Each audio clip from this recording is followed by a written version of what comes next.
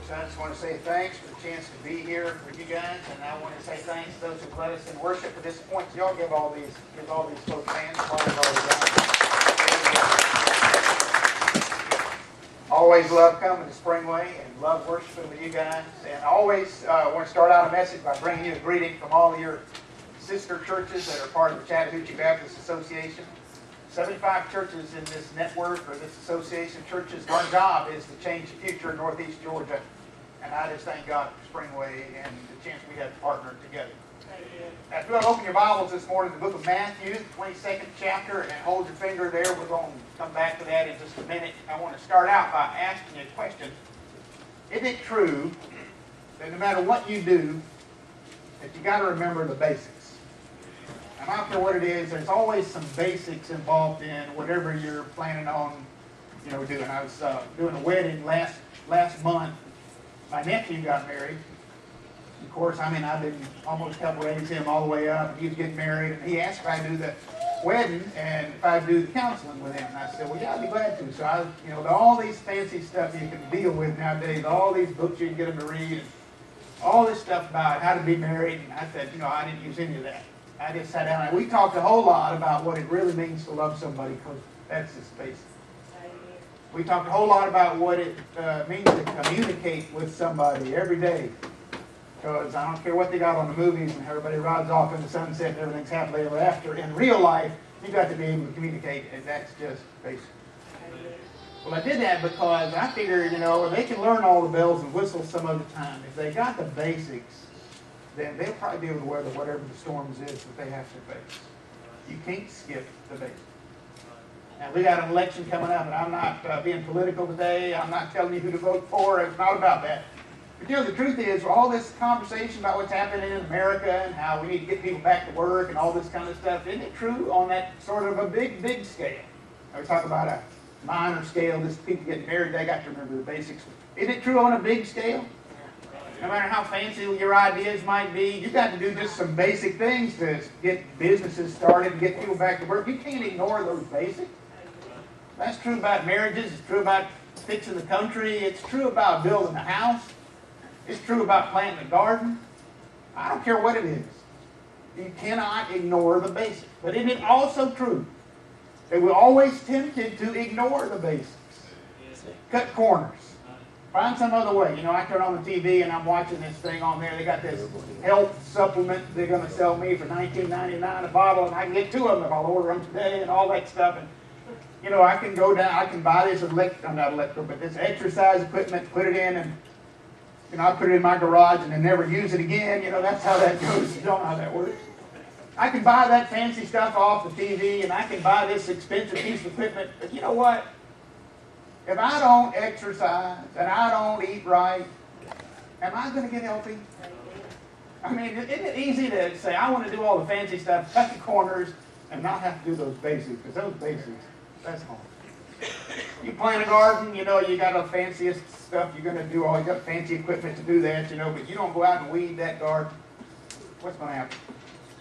Aren't we always tempted to cut corners? Find an easier way? Not have to do the basics. If it means getting in shape, if it means planting a garden, I don't want to have to do the weeds. If it means building a house, you were tempted to cut corners, do it a cheaper way, even though we know the basics.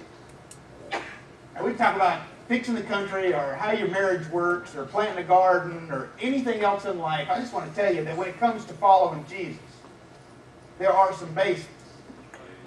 And just like it's true building a house or anything else, our temptation is always the same thing. Our temptation is we want to find an easier way where we don't have to do all these basics. We want to cut corners, and I just wanted to begin this morning. We're going to talk about the basics.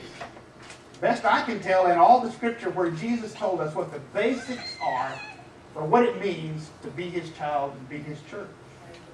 All right, in Matthew chapter 22, there's a story there one day where a lawyer comes to Jesus and he asks Jesus a question. Starts in chapter 22 in Matthew's Gospel, starts in about verse 35. It says, one of them...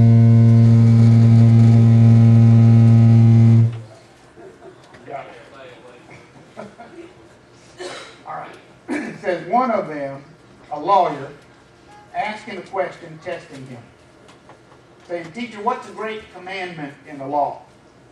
And Jesus said, here's what Jesus said, you shall love the Lord your God with all your heart, with all your soul, with all your mind. This is the first and great commandment. And the second is like it. You shall love your neighbor as yourself. And then listen to what Jesus said when he gave those two commandments in answer to the question. Man asked him, said, what's the great commandment in the law? And Jesus says, the first one, to love the Lord your God with all your heart, your soul, and your mind. The second is like it, love your neighbor.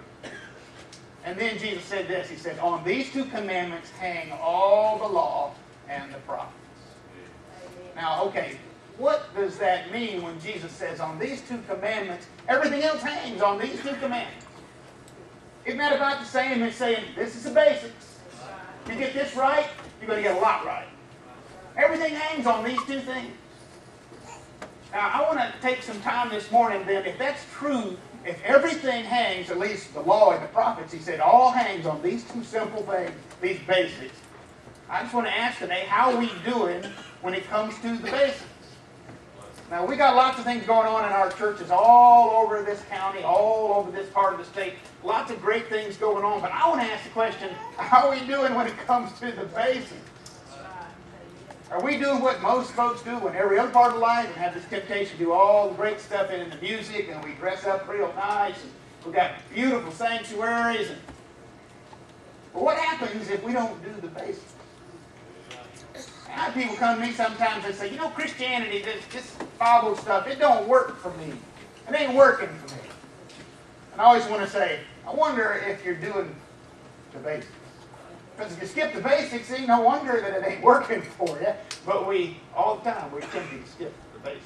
Now, there's two basics Jesus talked about here, and I want to deal with them in just a couple of questions. The first one is, do I love God? Do I love God? Now, if I was to ask you today to describe for me your relationship with God,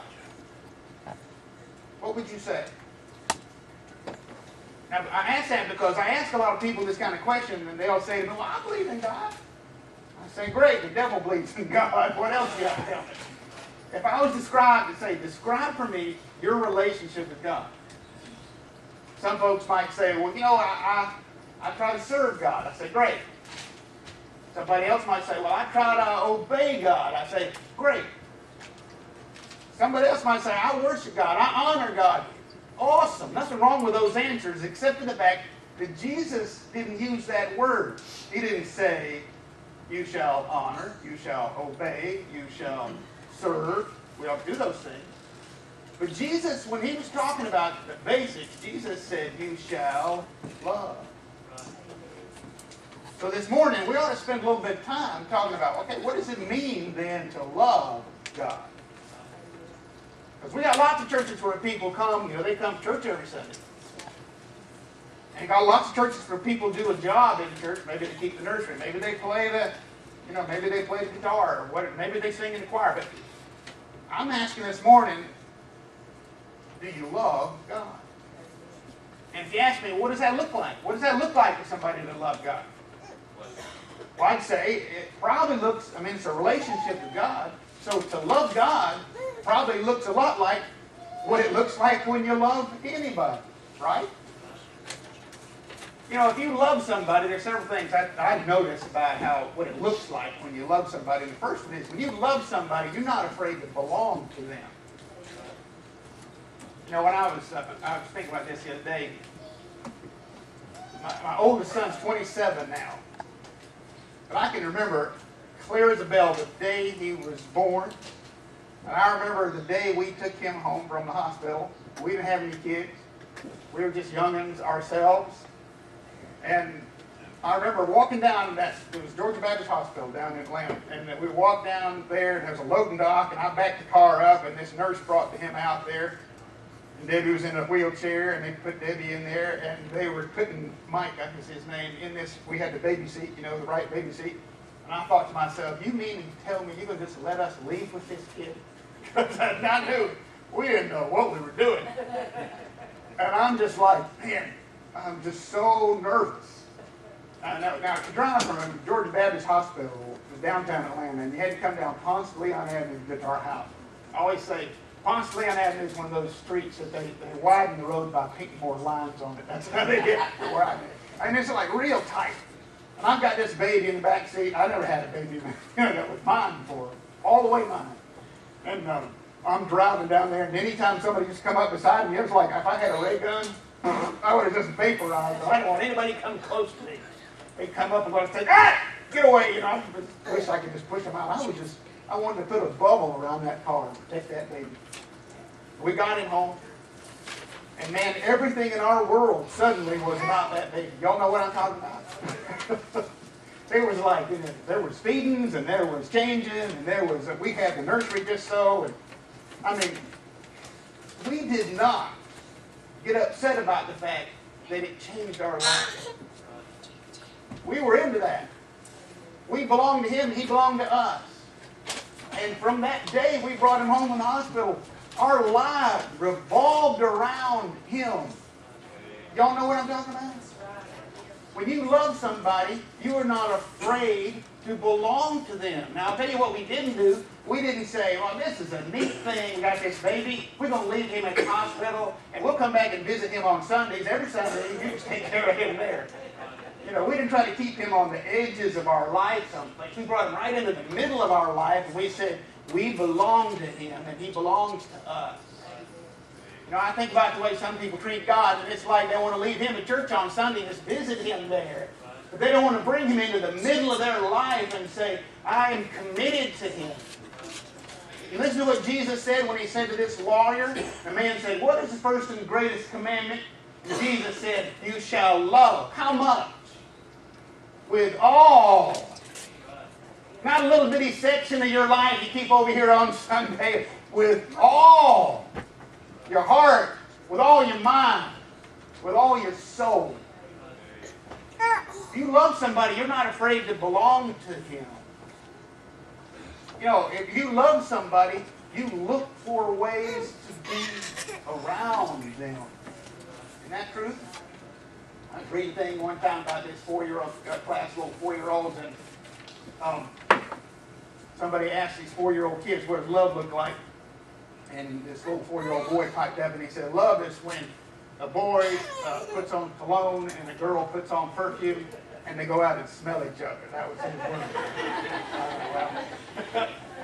That may be sort of just part of the picture. But it captures the truth that, you know, you don't avoid the people you love. You don't avoid the people you love.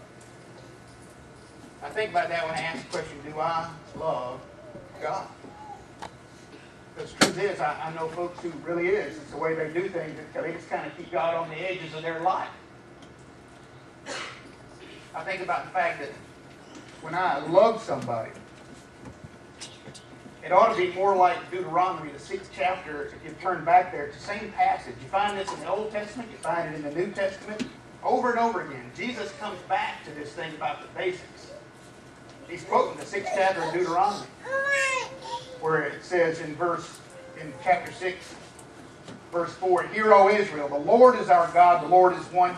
You shall love the Lord your God with all your heart, with all your soul, with all your strength. These words which I command you today shall be in your heart. Teach them diligently to your children.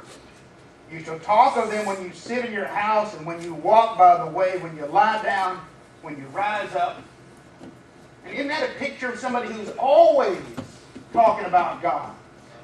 Not just once in a while, not just on Sunday. It's part of his life. He's like joyful to be able to be in the presence of God. He said, when you lie down, when you rise up, when you walk along the way, it's the most natural thing in the world for you to be talking about God with your kids. And they see this and they begin to love God too. What does it look like when we love God?